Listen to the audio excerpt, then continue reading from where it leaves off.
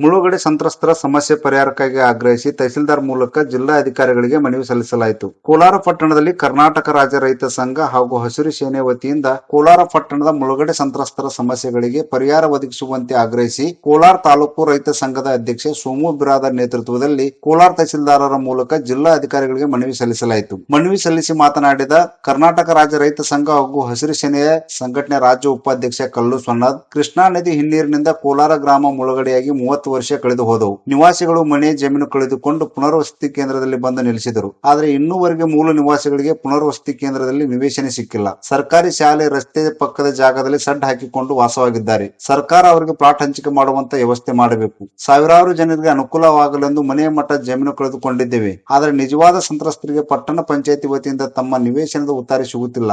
ನಾವು ಪಟ್ಟಣ ಪಂಚಾಯತಿ ಮುಖ್ಯ ಅಧಿಕಾರಿ ಹಾಗೂ ತಹಸೀಲ್ದಾರರ ಮೂಲಕ ಜಿಲ್ಲಾ ಅಧಿಕಾರಿಗಳು ಹಾಗೂ ಪುನರ್ವಸತಿ ಇಲಾಖೆ ಅಧಿಕಾರಿಗಳಿಗೆ ಮನವಿಯನ್ನು ಸಲ್ಲಿಸಿದ್ದೇವೆ.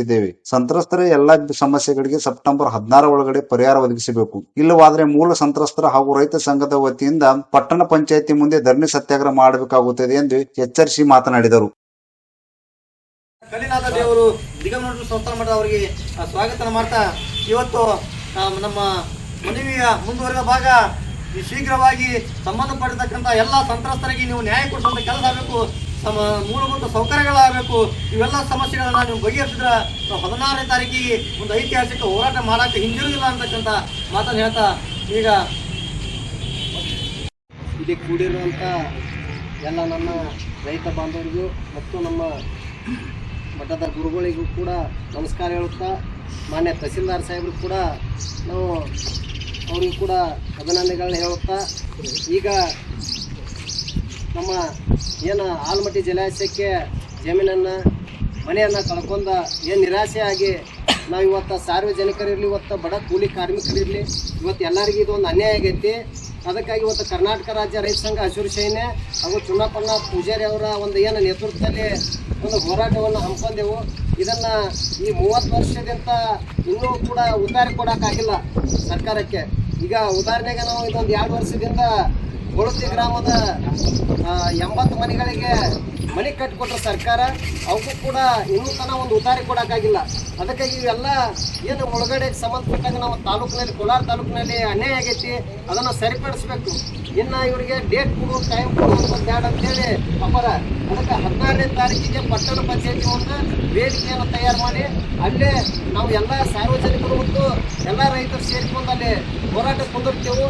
ಅದರ ಒಳಗಾಗಿ ಮಾನ್ಯ ತಹಸೀಲ್ದಾರ್ ಸಾಹೇಬ್ರ ಮೂಲಕ ಜಿಲ್ಲಾಧಿಕಾರಿ ಅವರಿಗೆ ಮತ್ತು KBJNL ಇದು ಆರು ಮತ್ತು ಪುನರ್ವಸತಿ GM ಅವರಿಗೆ ಅವರು ಕೂಡ ಈ ಕೋಲಾರ ತಾಲೂಕಿಗೆ ಬರಬೇಕು. ಏನು ಪಟ್ಟಣ ಪಂಚಾಯತಿ ಮುಂದೆ ಹೋರಾಟ ಮಾಡ್ತೇವೆ, ಜಿಲ್ಲಾಧಿಕಾರಿ ಅವರು ಮತ್ತು GM ಅವರು ಸಂಬಂಧಪಟ್ಟ ಎಲ್ಲ ಅಧಿಕಾರಿಗಳು ಕೂಡ ಅಲ್ಲೇ ಬಂದು ಆ ಜನರ ಮುಂದೆ ಏನಪ್ಪ ಅಂದ್ರೆ ಒಂದು ಭರವಸೆಯನ್ನು ಕೊಟ್ಟ ನಿಮಗೆ ಉತ್ತಾರಿ ಮಾಡಿ ಕೊಡ್ತೀವಿ ಅಂತೇಳಿ ಭರವಸೆ ಕೊಡ್ಲಿಲ್ಲಪ್ಪ ಅಂದ್ರೆ ಈಗ ನಮ್ಮ ಕಲ್ಲುವನ್ನ ಸೊನ್ನದವರು ರಾಜ್ಯ ಉಪಾಧ್ಯಕ್ಷರು ಹೇಳ್ಯಾರ, ಹೈವೇ ಬಂದ್ ಮಾಡೋದಕ್ಕಂತೂ, ಪಂಪಸ್ ಬಂದ್ ಮಾಡೋದಕ್ಕಂತ ಏನು ಅನ್ನೋದು ಎಲ್ಲ ಜನ ತೀರ್ಮಾನ ಅಲ್ಲೇ ವೇದಿಕೆ ಮೇಲೆ ಮಾಡೋಣ ಅಂತೇಳಿ ಅದನ್ನು ಕೂಡ ಎಚ್ಚರಿಕೆಯನ್ನು ಕೊಟ್ಟರ.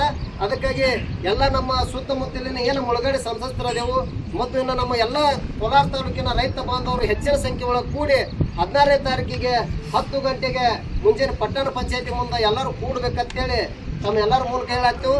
ಇದನ್ನ ಎಲ್ಲ ನಮ್ಮ ತಾಲೂಕಿನ ರೈತ ಬಾಂಧವರು ಒಳಗೊಂಡು ಈ ಮನವಿಯನ್ನು ತಹಸೀಲ್ದಾರ್ ಸಾಹೇಬರಿಗೆ ಮೂಲಕ ಮುಂದಿನ ಅವ್ರ ಕ್ರಮ ತಗೊಳ್ಳಿ ಅಂತೇಳಿ ಹೇಳೋಣ. ಇವತ್ತು ಕರ್ನಾಟಕ ರಾಜ್ಯ ರೈತ ಸಂಘ ಹಾಗೂ ಹಸಿರು ಸೇನೆ ವತಿಯಿಂದ ಕೋಲಾರದ ನಮ್ಮ ತಾಲೂಕು ಅಧ್ಯಕ್ಷರಾಗಿರ್ತಕ್ಕಂಥ ಸೋಮು ಬಿರಾದರ್ ಅವರ ನೇತೃತ್ವದಲ್ಲಿ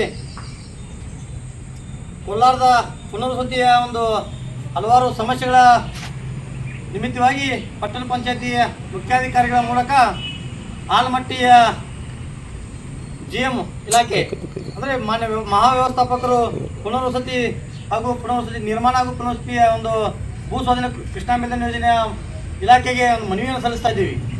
ವಿಷಯ ಸುಮಾರು 30-35 ವರ್ಷಗಳ ಹಿಂದೆ ಕೋಲಾರದಲ್ಲಿ ಒಂದು ಮಳೆ ಕೃಷ್ಣಾ ನದಿಯ ಒಂದು ಹಿನ್ನೀರಿನಿಂದ ಕೋಲಾರ ಮುಳುಗಡೆಯಾಗಿ ಕೋಲಾರ ಪುನರ್ವಸತಿ ಕೇಂದ್ರಕ್ಕೆ ಆಗಮಿಸಿದಾಗ ಹಲವಾರು ಸಮಸ್ಯೆಗಳು, ಮೂಲಭೂತ ಸೌಕರ್ಯಗಳಿರಲಿಲ್ಲ, ಮೂಲ ನಿವಾಸಿಗಳಿಗೆ ಪ್ಲಾಟ್ ನಿವೇಶನಗಳಿರಲಿಲ್ಲ. ಅದ್ರ ಜೊತೆಗೆ ಇತ್ತಿತ್ತಲಾಗಿ ಕೋಲಾರ ಗ್ರಾಮ ಪಂಚಾಯತ್ ಇದ್ದಾಗ ಗ್ರಾಮ ಪಂಚಾಯತಿಯಿಂದ ಪಟ್ಟಣ ಪಂಚಾಯತಿ ಆಗಿ ತಾಲೂಕು ಆದರೂ ಕೂಡ ಹಲವಾರು ಸಮಸ್ಯೆಗಳು ಏನು ಕೋಲಾರದಲ್ಲಿ ಜಮೀನುಗಳನ್ನು ಮನೆಗಳನ್ನು ನಾವು ನಂಬಿರ್ತಕ್ಕಂಥ ದೇವಸ್ಥಾನಗಳನ್ನು ಮಠಗಳನ್ನು ಬಿಟ್ಟು ನಾವು ಕೋಲಾರ ಪುನರ್ವಸತಿ ಕೇಂದ್ರಕ್ಕೆ ಬಂದಿವಿ.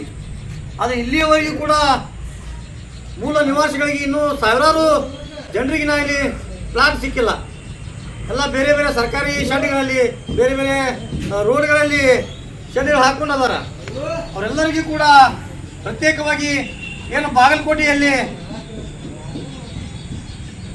ನೂರಾರು ಎಕರೆನ ಸರ್ಕಾರದಿಂದ ತೆಗೆದುಕೊಂಡು ಏನೋ ಪ್ಲಾಟ್ಗಳು ಹಂಚಾರ, ಆ ರೀತಿ ಕೋಲಾರದಲ್ಲಿ ಕೂಡ ಸುಮಾರು 100-200 ಎಕರೆಯನ್ನ ಸರ್ಕಾರದಿಂದ ತೆಗೆದುಕೊಂಡು ಯಾರ್ಯಾರಿಗೆ ಪ್ಲಾಟ್ ಬಂದಿಲ್ಲ ಎಲ್ಲರಿಗೂ ಪ್ಲಾಟ್ಗಳನ್ನ ಹಂಚಬೇಕು ಅಂತಕ್ಕಂಥ ಒಂದು ಉದ್ದೇಶನ ಇಟ್ಕೊಂಡ ಒಂದು ಮನವಿ.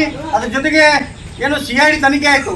2019ರಾಗ ಪಟ್ಟಣ ಪಂಚಾಯತಿಗೆ ಹಸ್ತಾಂತರ ಆಯಿತು.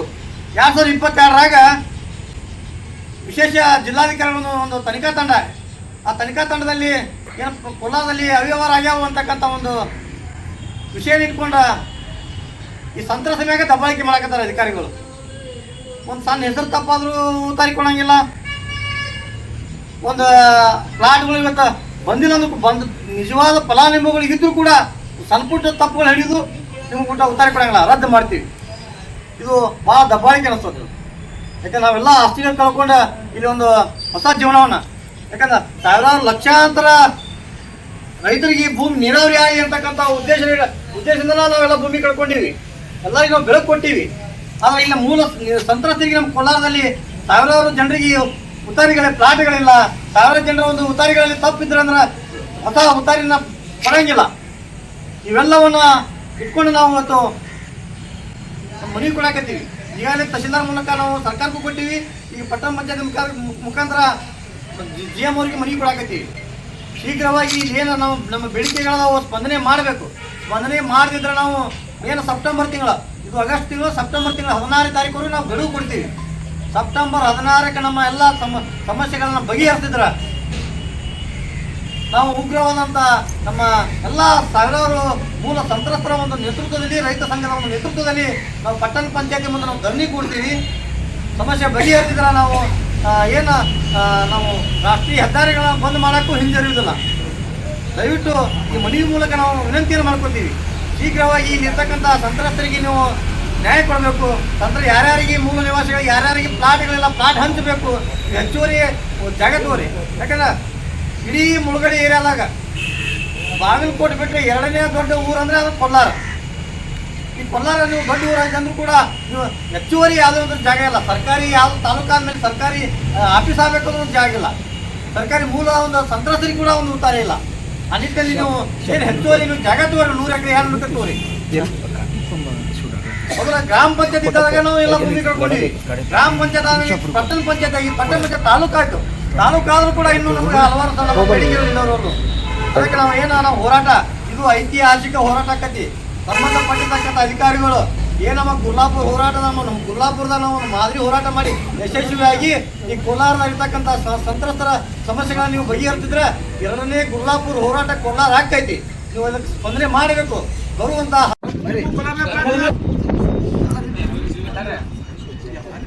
ಕರ್ನಾಟಕ ರಾಜ್ಯ ರೈತ ಸಂಘಕ್ಕೆ, ಹಸಿರು ಸೇನೆಗೆ ಜೈ ಜವಾನ್, ಜೈ ಜವಾನ್, ಜೈ ಕಿಸಾನ್.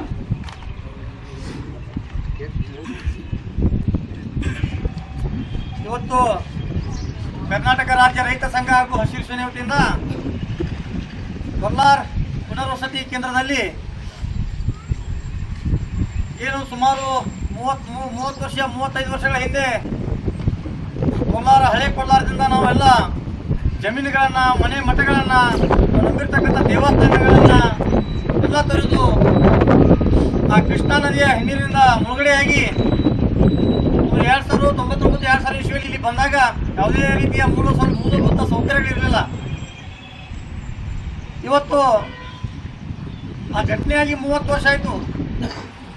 ಕೋಲಾರ ಗ್ರಾಮ ಪಂಚಾಯತ್ ಇದ್ದಿರ್ತಕ್ಕಂಥ ಸಂದರ್ಭದಲ್ಲಿ ಮುಳುಗಡೆಯಾಗಿ ಈಗ ಕೋಲಾರ ಗ್ರಾಮವು ಪಟ್ಟಣ ಪಂಚಾಯತಿಯಾಗಿ, ಕೋಲಾರ ಗ್ರಾಮವು ತಾಲೂಕಾ ಕೇಂದ್ರವಾಗಿ ಬೃಹತ್ ಪ್ರಮಾಣದಲ್ಲಿ ಕೋಲಾರ ಬೆಳೆದಿದ್ರು ಕೂಡ ಕೋಲಾರದ ಮೂಲಭೂತ ಈ ನಮ್ಮ ಸೂಕ್ತವಾಗಿರ್ತಕ್ಕಂಥ ಮೂಲ ನಿವಾಸಿಗಳಿಗೆ ಸರಿಯಾಗಿ ಯಾರಿಗೂ ಕೂಡ ಪ್ಲಾಟ್ಗಳು ಸಿಕ್ಕಿರುವುದಿಲ್ಲ, ನಿವೇಶನಗಳು ಯಾರಿಗೂ ಸಿಕ್ಕಿಲ್ಲ. ಹಲವಾರು ಬಾರಿ ನಾವು ಸಂಬಂಧಪಟ್ಟಿರ್ತಕ್ಕಂಥ ಅಧಿಕಾರಿಗಳಿಗೆ ಮನವಿ ಕೊಟ್ಟರು ಕೂಡ ಕೋಲಾರದ ಸುಮಾರು ಸಾವಿರಾರು ಜನತೆಗೆ ಇನ್ನೂ ಮನೆಗಳು ಸಿಕ್ಕಿಲ್ಲ. ಅವರಿಗೆಲ್ಲ ಯಾವುದೇ ರೀತಿಯ ವ್ಯಾಪಾರ ಮಾಡಲು ಅಂಗಡಿಯ ಒಂದು ಜಾಗಗಳು ಸಿಕ್ಕಿಲ್ಲ. ಆ ನಿಟ್ಟಿನಲ್ಲಿ ಏನು ಕೋಲಾರ ಪುನರ್ವಸತಿ ಕೇಂದ್ರ ಮುಳುಗಡೆ ಇರತಕ್ಕಂಥ ಅತಿ ಎಲ್ಲ ಹಳ್ಳಿಗಳಲ್ಲಿ ಬಾಗಲಕೋಟೆ ಬಿಟ್ಟರೆ ಎರಡನೇ ಒಂದು ದೊಡ್ಡ ಪಟ್ಟಣ ಕೋಲಾರ. ಈ ಕೋಲಾರದಲ್ಲಿ ಹಲವಾರು ಸಮಸ್ಯೆಗಳು. ಮೂಲ ನಿವಾಸಿಗಳಿಗೆ ಉತ್ತಾರಿ ಬೇಕಂತಂದ್ರೆ 2019 ಕೋಲಾರ ಗ್ರಾಮ ಪಂಚಾಯತಿಯಿಂದ ಪಟ್ಟಣ ಪಂಚಾಯತಿ, ಕೋಲಾರ ಪುನರ್ವಸತಿ ಹಾಗೂ ಪುನರ್ನಿರ್ಮಾಣ ಇಲಾಖೆಯಿಂದ ಕೋಲಾರ ಗ್ರಾಮ ಪಂಚಾಯತಿಗೆ, ಪಟ್ಟಣ ಪಂಚಾಯತಿಗೆ ಇವೆಲ್ಲ ಒಂದು ಉಸ್ತುವಾರಿಯನ್ನು ಜವಾಬ್ದಾರಿಯನ್ನು ಹ್ಯಾಂಡ್ ಓವರ್ ಮಾಡಿದರು. 2022 ತನಿಖೆ ಆಯಿತು. ಇಲ್ಲ ಕೋಲಾರದಾಗ ಡಬಲ್ ಆಗ್ಯಾವು, ಅವರು ಡಬಲ್ ಆಗ್ಯಾವ, ಇವರು ಡಬಲ್ ಆಗ್ಯಾವ, ಸುಮ್ಮನೆ ಹೇಳಿಕೆಯಿಂದ ತನಿಖೆ ಆಯಿತು. ತನಿಖೆ ನೆಪದಾಗ ಇವತ್ತಿನವರೆಗೂ ಎಲ್ಲ ಸಂತ್ರಸ್ತರನ್ನ ಆಲ್ಮಟ್ಟಿಯಿಂದ ಬಾಗಲಕೋಟೆ ದಿನ ಅಲದಾಡ್ದು ಯಾವುದೇ ರೀತಿಯ ತನಿಖೆ ಆಗಲಿ. ತನಿಖೆ ಆದ್ರೂ ಕೂಡ ಸುಮಾರು ಇಷ್ಟು ಪ್ಲಾಟ್ಗಳು ಅವ್ಯವಹಾರ ಆಗ್ಯಾವ ಅಂತಕ್ಕಂಥದ್ದನ್ನು ಗುರುತಿಸ್ಯಾರ. ಯಾರು ವಿಶೇಷ ಜಿಲ್ಲಾಧಿಕಾರಿಗಳ ಒಂದು ನೇತೃತ್ವದ ತಂಡ ಗುರುತಿಸಿ ಆ ಪ್ಲಾಟ್ಗಳು ಬಿಟ್ಟು ಉಳಿದ ಪ್ಲಾಟ್ಗಳೆಲ್ಲ ಸೂಕ್ತದವು, ಕರೆಕ್ಟ್ ಅದಾವು, ಅವ್ರಿಗೆಲ್ಲ ಉತ್ತಾರಿಯನ್ನು ಕೊಡುವಂಥ ವ್ಯವಸ್ಥೆ ಆಗ್ಬೇಕು. ಆದ್ರೆ ಇದು ಯಾವುದೇ ಒಂದು ಅಧಿಕಾರಿಗಳಾಗಿರಲಿ, ರಾಜಕಾರಣಿಗಳಾಗಿರಲಿ, ಇದು ಯಾವುದೇ ರೀತಿ ಒಂದು ತಲೆ ಕೆಡಿಸ್ಕೊಳ್ಳಾರ್ದ ಬರೀ ಕೋಲಾರ ಎಲ್ಲ ನಮ್ಮ ಸಂತ್ರಸ್ತರನ್ನ ಅಡ್ಡಾಡಿಸುವಂಥ ಕೆಲಸ ಮಾಡಕತ್ತಾರ. ಇದನ್ನು ನಾವು ಸಂಬಂಧಪಟ್ಟಿರ್ತಕ್ಕಂಥ ಅಧಿಕಾರಿಗಳಿಗೆ, ಜನಪ್ರತಿನಿಧಿಗಳಿಗೆ, ನಮ್ಮ ಕರ್ನಾಟಕ ರಾಜ್ಯ ರೈತ ಸಂಘದ ಒಂದು ನಮ್ಮ ಕೋಲಾರದ ಜಗದ್ಗುರು ಕಲ್ಯಾಣ ದೇವರ ಒಂದು ನೇತೃತ್ವದಲ್ಲಿ ಬೃಹತ್ ಪ್ರಮಾಣದಲ್ಲಿ ಇವತ್ತು ನಾವು ತಹಶೀಲ್ದಾರ್ ಮೂಲಕ ಸರ್ಕಾರಕ್ಕೆ ಮನವಿ ಕೊಡಾಕತ್ತೀವಿ.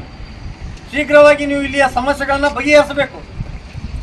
ಯಾರ್ಯಾರು ನಮ್ಮ ಹಳೆ ಕೋಲಾರದಾಗ ಮನೆಗಳನ್ನ ಕಳ್ಕೊಂಡಾರ ಅವರಿಗೆ ಮನೆಗಳನ್ನ ಕೊಡುವಂಥ ವ್ಯವಸ್ಥೆ ಆಗಬೇಕು. ಯಾರ್ಯಾರು ಉತ್ತಾರಿಗಳಲ್ಲಿ ಸಂಪುಟ ಹೆಸರುಗಳು ತಪ್ಪಾಗಿರ್ತಾವೆ, ಆ ಸಂಪುಟ ಹೆಸರು ತಪ್ಪಾದ್ರೂ ಕೂಡ ಸುಮಾರು 3-4 ವರ್ಷ ಆದ್ರೂ ಒಂದು ಹೆಸರು ತಪ್ಪಾದ್ರೂ ಕೂಡ ಅದನ್ನು ತಿದ್ದುಪಡಿ ಮಾಡಿ ಕೊಡುವಂಥ ವ್ಯವಸ್ಥೆ ಆಗಿಲ್ಲ. ಯಾಕಂದ್ರೆ ಕೊಟ್ಟವ್ರು ಯಾರು? ಅಧಿಕಾರಿಗಳು. ಈ ಎಲ್ಲ ನಿವೇಶನಗಳು ಕೊಟ್ಟವ್ರ ಅಧಿಕಾರಿಗಳು, ತಪ್ಪು ಮಾಡಿದವರು ಅವರ. ಮತ್ತು ತನಿಖೆ ಮಾಡಬೇಕಾದ್ರೆ ಜನರು ಯಾಕೆ ಅಡ್ಡಾಡಿಸಬೇಕು? ಆ ನಿಟ್ಟಿನಲ್ಲಿ ಸಂಬಂಧಪಟ್ಟಿರ್ತಕ್ಕಂಥ ಅಧಿಕಾರಿಗಳಿಗೆ, ಜನಪ್ರತಿನಿಧಿಗಳಿಗೆ ನಾನು ಈ ಮೂಲಕ ಒಂದು ತಹಶೀಲ್ದಾರ್ ಮೂಲಕ ಒಂದು ಮನವಿಯನ್ನು ಕೊಡಾಕತ್ತೀವಿ. ಇದು ಎಚ್ಚರಿಕೆನೂ ಅನ್ನಂಗಿಲ್ಲ, ಏನೂ ಅನ್ನಂಗಿಲ್ಲ. ಸುಮಾರು ಮುಂದಿನ ತಿಂಗಳ 15ನೇ ತಾರೀಕು 16ನೇ ತಾರೀಕುವರೆಗೂ ನಾವು ಒಂದು ಗಡುವು ಕೊಡ್ತೀವಿ. ಅದರೊಳಗೆ ನೀವು ಸಂಬಂಧಪಟ್ಟಿರ್ತಕ್ಕಂಥ ಅಧಿಕಾರಿಗಳು, ಯಾಕಂದ್ರೆ ಕೋಲಾರಿಂದ ದಿನ ಆಲ್ಮಟ್ಟಿಗೆ ಹೋಗೋದು, ಆಲ್ಮಟ್ಟಿಯಿಂದ ಬಾಗಲಕೋಟೆ GM ಆಫೀಸ್ ಹೋಗೋದು, ಇದೆಲ್ಲರೂ ತಪ್ಪಿಸಿ ಇಲ್ಲೇ ಬೇಕಾದ್ರೆ ಒಂದು ಪ್ರತ್ಯೇಕವಾಗಿರ್ತಕ್ಕಂಥ ಒಂದು ಇಲಾಖೆಯನ್ನು ಮಾಡಿ ಸಂಬಂಧಪಟ್ಟವರಿಗೆ ನೀವು ಅಲ್ಲೇ ವಾರದ ಒಂದ್ಸಲ 2 ಸಲ ಬರಲಿ. ಏನು ತಪ್ಪಾಗಿತ್ತು ಇಲ್ಲೇ ತಿದ್ದುಪಡಿ ಮಾಡಿಕೆಯಿಂದ ನೀವು ಸಂಬಂಧಪಟ್ಟಿರ್ತಕ್ಕಂಥ ಏನು ಆಸ್ತಿಗಳನ್ನ ಕಳ್ಕೊಂಡಿರ್ತಕ್ಕಂಥ ಮೂಲಭೂತ ಸೌಕರ್ಯಗಳನ್ನ ಎಲ್ಲನೂ ಮಾಡಬೇಕು. ಎಲ್ಲರಿಗೂ ನಿವಾಸಿಗಳನ್ನ ಕೊಡಬೇಕು.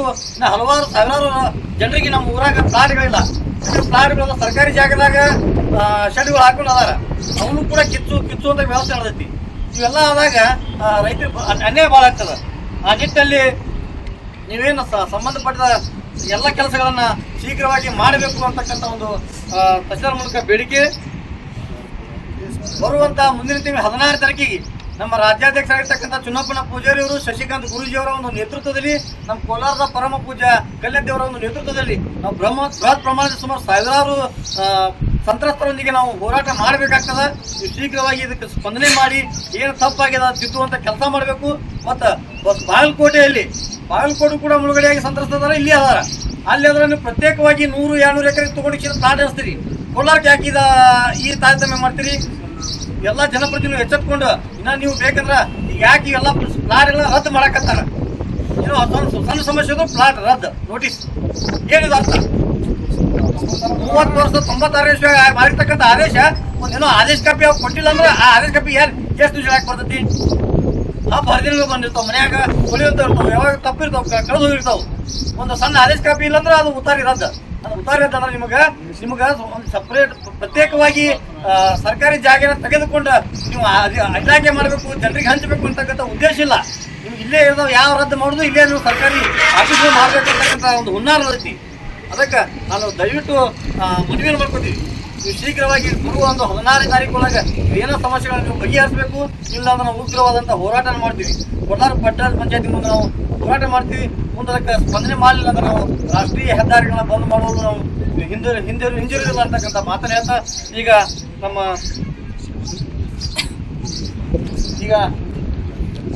ನಮ್ಮ ಕೋಲಾರ ಪರಮ ಪೂಜ್ಯ ಕಲ್ಯಾಣ ದೇವರು ಸಂತ್ರಸ್ತರ ಒಂದು ಇವತ್ತು ಸೇರ್ತಕ್ಕಂಥ ಈ ಮನವಿಯನ್ನ ಉದ್ದೇಶಿಸಿ ಮಾತನಾಡಬೇಕು. ಹಸಿರು ಸೇನೆ ಹಾಗೂ ರೈತ ಸಂಘ ಹಾಗೂ ಎಲ್ಲ ಸಂತ್ರಸ್ತರ ನೇತೃತ್ವದಲ್ಲಿ ಹಮ್ಮಿಕೊಂಡಿರ್ತಕ್ಕಂಥ ಈ ಪ್ರತಿಭಟನಾ ರ್ಯಾಲಿಯ ನೇತೃತ್ವವನ್ನು ವಹಿಸಿರ್ತಕ್ಕಂಥ ರಾಜ್ಯ ಅಧ್ಯಕ್ಷರು ಕಲ್ಲು ಸೊನ್ನದವರನ್ನು ಮತ್ತು ಜಿಲ್ಲಾ ಅಧ್ಯಕ್ಷರಾಗಿರ್ತಕ್ಕಂಥ ಸೋಮು ಬಿರಾದರ್ ಅವರು ಮತ್ತು ತಾಲೂಕು ಅಧ್ಯಕ್ಷರಾಗಿರ್ತಕ್ಕಂಥ ವಿಜಯ ಮಹೇಶ್ ಗಿಡಪ್ಪನವರು ಮತ್ತು ಈ ಎಲ್ಲ ಮನವಿಯನ್ನು ರಾಜ್ಯದ ಮುಖ್ಯಮಂತ್ರಿಗಳು ಮತ್ತು ರಾಜ್ಯಪಾಲರಿಗೆ ಕಳಿಸಿ ಈ ಸಂತ್ರಸ್ತರ ನ್ಯಾಯವನ್ನು ಒದಗಿಸ್ತೀನಿ ಅಂತೇಳಿ ವಿಮಾನದಲ್ಲಿ ಬಂದಿರತಕ್ಕಂಥ ಪ್ರೆಸಿಡೆಂಟ್ ಸಾಹೇಬರಾಗಿರ್ತಕ್ಕಂಥ ಮ್ಯಾಗೇರಿ ಅವರು ನೋಡಿಕೊಂಡು ತಮ್ಮೆಲ್ಲರಿಗೆ ಶರಣಾರ್ಥಿಯನ್ನು ಎಲ್ಲ ಮಾಧ್ಯಮ ಮಿತ್ರರಿಗೆ ಶರಣಾರ್ಥಿಯನ್ನು ಹೇಳ್ತಾ ಮೊನ್ನೆ ಪಟ್ಟಣ ಪಂಚಾಯತಿಯೊಳಗೆ ಒಂದು ಬೋರ್ಡ್ ಹಚ್ಚಾರ. ಇಂಥ ದಿನಾಂಕದೊಳಗೆ ನೀವು ನಿಮ್ಮ ಏನು ಡಾಕ್ಯುಮೆಂಟ್ಗಳನ್ನು ಕೊಡಲಿಲ್ಲಂದ್ರೆ ಅವು ಮುಂದಿನ ನಮಗೇನೂ ಗೊತ್ತಿಲ್ಲ ಅಂದ್ರೆ ಆ ದಿನಾಂಕ ಒಳಗನ ನಾವು ಹೋಗಿ ಅರ್ಜಿ ಸಲ್ಲಿಸ್ಬೇಕಂತ. ಅಲ್ಲಪ್ಪ, ಡಾಕ್ಯುಮೆಂಟ್ ಕೊಟ್ಟವ್ರು ಯಾರು? ಡಾಕ್ಯುಮೆಂಟ್ ಕೊಟ್ಟವ್ರು ಯಾರು? ನೀವೇ ಮುಖ್ಯ ಕೃಷ್ಣಾ ಮೇಲ್ದಂಡೆ ಯೋಜನೆ ಅಧಿಕಾರಿಗಳ ಡಾಕ್ಯುಮೆಂಟ ನಿಮ್ಮ ಹತ್ರ ಇಲ್ಲಂದ್ರೆ ನಮ್ಮ ಹತ್ರ ಯಾಕೆ ಕೇಳ್ತೀರಿ? ನೋಡ್ರಿ, ಪುನರ್ವಸತಿ ಪುನರ್ನಿರ್ಮಾಣ, ಒಂದು ಪೂಲ್ ಮುಳುಗೈತಂದ್ರೆ ಪೂಲ್ ಕಟ್ಟಿಕೊಡ್ಬೇಕು, ಒಂದು ಮನೆ ಮುಳುಗಡೆ ಆಗೈತಂದ್ರೆ ಮನೆ ಕಟ್ಟಿಕೊಡ್ಬೇಕು, ಒಂದು ದೇವಸ್ಥಾನ ಮುಳುಗಡೆ ಆಗೈತಂದ್ರೆ ದೇವಸ್ಥಾನ ಕಟ್ಟಿಕೊಡ್ಬೇಕು. ಆದರೆ ಎಲ್ಲದಕ್ಕೆ ಪರಿಹಾರ ಕೊಟ್ಟು ಫ್ರೀ ಆಫ್ ಕಾಸ್ಟ್ನೊಳಗೆ ಈ ಸಂತ್ರಸ್ತರಿಗೆ ಅನ್ಯಾಯ ಆಗಬಾರ್ದು ಅಂತಕ್ಕಂಥ ಮಹತ್ ಉದ್ದೇಶವನ್ನು ಇಟ್ಕೊಂಡು ಏನು ರಾಷ್ಟ್ರೀಯ ಒಂದು ವಿಪತ್ತಿನೊಳಗಾಗಲಿ ಇದರೊಳಗಾಗಲಿ ಕೃಷ್ಣಾ ಮೇಲ್ದಂಡೆ ಯೋಜನೆ ಎಲ್ಲ ಸಂತ್ರಸ್ತರಿಗೆ ನ್ಯಾಯ ಕೊಡ್ಬೇಕಂತೇಳಿ ಅನೇಕ ಬಯಲಾಗಳದಾವೆ. ಆದರೆ ಇವತ್ತು ಹೆಂಗೆ ಆಗೈತಪ್ಪ ಅಂತಂದ್ರೆ ನಮ್ಮ ಮಟ್ಟದನ ನಾನೇ ಹೋಗಿ ಅರ್ಜಿ ಕೊಟ್ಟಿಲ್ಲ, ನಮ್ಮ ಗಮನಕ್ಕೆ ಇರಲಿಲ್ಲ. ನಮ್ಮ ಮಟ್ಟದನ ಅರ್ಜಿ ಅದ್ರೊಳಗೆ ಹಚ್ಚಿದ್ರು ನಾವು ಕೊಟ್ಟಿಲ್ಲ, ಕೊಡಂಗೂ ಇಲ್ಲ. ನೋಡೋಣ ಕೊಟ್ಟವರು ನೀವು ರದ್ದು ಮಾಡೋದು. 4 ಎಕರೆ 26 ಗುಂಟೆ ದಿಗಂಬರೇಶ್ವರ ಮಠದ ಆಸ್ತಿನೇ ಮುಳುಗಡೆ ಆಗೈತೆ. ದೊಡ್ಡ ಮಠ, 4 ಎಕರೆ 26 ಗುಂಟೆ ಊರೊಳಗೆ ಊರೊಳಗೆ ಮಠ ಇತ್ತು, ತೇರೆಳಿರ್ತಕ್ಕಂಥ ಜಾಗ. ಆದರೆ ನಮಗೆ ಕೊಟ್ಟಿರ್ತಕ್ಕಂಥದ್ದು ಕೇವಲ 6 ಗುಂಟೆ.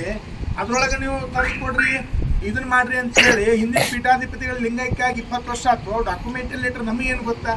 ಅಂದ್ರೆ ಕಾರಣ ಅಂದ್ರೆ ನಮ್ಮಂಗ ಹಿಂಗೆಲ್ಲ ಸಂತ್ರಸ್ತರಿಗೆ ಆಗಿರ್ತಕ್ಕಂಥ ಕಾರಣ ಏನಪ್ಪಾ ಅಂತಂದ್ರೆ ನಾವೇನವರು ಅವ್ವ ಮತ್ತು ಅಪ್ಪ ಇದ್ದಾಗ ಮಗು ಹುಡ್ತತೆ.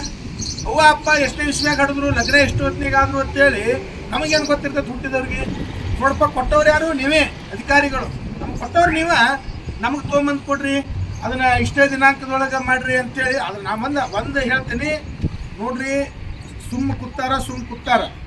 ಆದರೆ ಮುಂದೊಂದು ದಿನ ಕೋಲಾರ ಮುಳುಗಡೆ ಸಂತ್ರಸ್ತರ ಒಂದು ಏನಾದರೂ ನೋವು ಮತ್ತು ಇಲ್ಲಿ ಇರ್ತಕ್ಕಂಥವ್ರು ಒಗ್ಗಟ್ಟಾದ್ರಪ್ಪ ಅಂತಂದರೆ ಅದಕ್ಕೆ ಅಧಿಕಾರಿಗಳು ದೊಡ್ಡ ಪ್ರಮಾಣವಾಗಿರ್ತಕ್ಕಂಥ ಪಶ್ಚಾತ್ತಾಪ ಪಡ್ತಕ್ಕಂಥ ಬೃಹತ್ ರ್ಯಾಲಿಯನ್ನು ಏನು ಕಲ್ಲು ಸೊನ್ನದವ್ರು ಹೇಳಿದಂಗೆ ರಾಷ್ಟ್ರೀಯ ಹೆದ್ದಾರಿ ಆಗಿರ್ಬೋದು ಮತ್ತು ಏನು ಪಟ್ಟಣ ಪಂಚಾಯತಿ ಕಿಲಿ ಹಾಕ್ತಕ್ಕಂಥದ್ದಾಗಿರ್ಬೋದು ಮತ್ತು ಮುಂದೊಂದು ದಿನ ಬಿಜಾಪುರ ಪಂಪೋಸ್ DC ಆಫೀಸ ಮುಖ್ಯಮಂತ್ರಿಗಳಿಗೂ ಕೂಡ ನಾವು ಮನವಿಯನ್ನು ಸಲ್ಲಿಸ್ತಕ್ಕಂಥವ್ರು. ಅದಕ್ಕೆ ನಮ್ಮದು ಏನಪ್ಪ ಅಂತಂದರೆ ಆದಷ್ಟು ಏನು ಆಗಿರ್ತಕ್ಕಂಥ ಅನ್ಯಾಯಗಳನ್ನು ಸರಿಪಡಿಸಿ ಮತ್ತು ಏನೇನು ಅದನ್ನು ಬೇರೆದವ್ರ ಮೇಲೆ ಗೂಬೆ ಕೂರಿಸ್ತಕ್ಕಂಥದ್ದು ಅಂದ್ರೆ ನಾವೇನೇನವರು ಸಂತ್ರಸ್ತರ ಮೇಲೆ ಆಗ್ತಕ್ಕಂಥ ಬಲ ಪ್ರಯೋಗ ಅಧಿಕಾರಿಗಳ ಮೇಲೆ ಯಾಕೆ ನೀವು ಮಾಡ್ತಾ ಇಲ್ಲ?